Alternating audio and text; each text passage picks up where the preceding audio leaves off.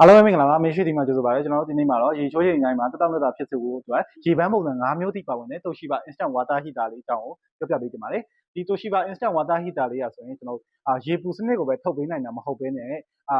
နွေးထွေးမှုနဲ့တူပေါ့နော်စပါးရောက်နေတယ်လို့ခံစားချက်မျိုးပေးစွမ်းနိုင်တဲ့ရေပန်းစနစ်၅မျိုးတိပါဝင်တာဖြစ်ပါတယ်ပထမဆုံးသူ့မှာဆိုရင်ပထမဆုံးတစ်မျိုးကstandard mode ဖြစ်ပါတယ်standard mode ကဆိုရင်ကျွန်တော်ရေပန်းစနစ်ကိုအပြည့်အဝရရှိနိုင်ပြီးတော့ခန္ဓာကိုယ်တစ်ခုလုံးကိုကျွန်တော်ရေပန်းနဲ့ဖြန်းပေးနိုင်တဲ့အတွက်ပြန်ပြီးတော့ခန္ဓာကိုယ်လန်းဆန်းတက်ကြွစေပါတယ်ခင်ဗျာဒုတိယမုတ်ကတော့ Sooty mode ဖြစ်ပါတယ် Sooty mode ကတော့ကျွန်တော်ပူပြင်းတဲ့နွေရာသီတွေနဲ့လေ့ကျင့်ခန်းလုပ်ပြီးရဲ့အချိန်တွေမှာဆိုရင်အေးမြမှုကိုပေးစွမ်းနိုင်လို့သူကခန္ဓာကိုယ်တက်တောင့်တက်တာဖြစ်စေပါတယ်ခင်ဗျာတတိယမုတ်ကတော့ Master mode ဖြစ်ပါတယ် Master mode မှာဆိုရင်ကျွန်တော်ရေစီးကြောင်းလေးရာတုံခါမှုစနစ်လေးပါတဲ့အတွက်သူကခန္ဓာကိုယ်ပြန်ပြီးတော့နှိမ့်နေပေးသလိုခံစားချက်မျိုးရစေတဲ့အတွက်အလုံးပဲတက်တောင့်တက်တာရှိနေပါတယ်ခင်ဗျာစတုတ္ထမုတ်ကကြတော့ကျွန်တော် Combo mode ဖြစ်ပါတယ် Combo mode ကဆိုရင် Standard mode နဲ့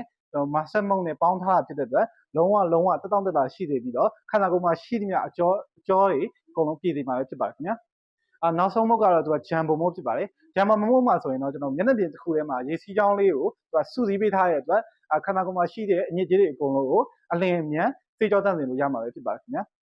အခုပြောပြပေးခဲ့ရတော့ Toshiba Instant Water Heater မှာပါတဲ့ရေပန်းစနစ်မုတ်၅မျိုးအကြောင်းကိုပြောပြပေးခဲ့တာဖြစ်ပါတယ်ခင်ဗျာ